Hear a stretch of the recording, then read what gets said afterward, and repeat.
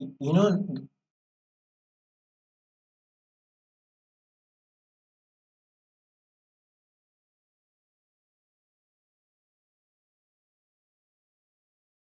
guys, this was the analysis we did, previously on Euro GBP, right?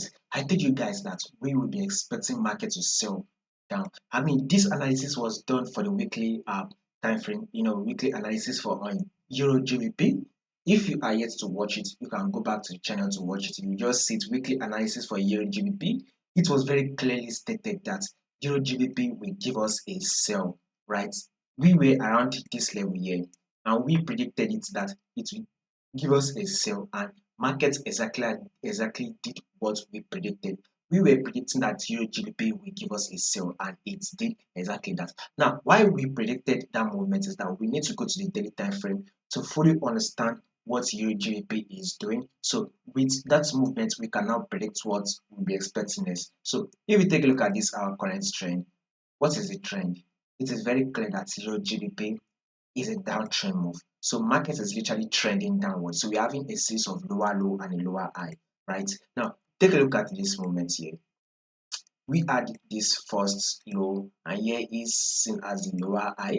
Market eventually gave us another drop, which is higher lower low, and here comes the lower high. Markets eventually drop again to form a new lower low, then here comes the lower high. Markets eventually drop again to form a new low. As this low formed fully? Definitely not. It has not yet formed fully. That is to tell you that we still expect more higher low, thereby Euro GBP should still give us more sell. So that is to tell you that more sell is what we'll be expecting on our Euro GBP.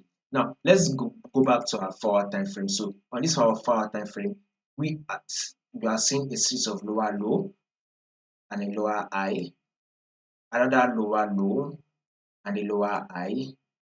Now this is another lower low that has been made, that took out this previous low, right?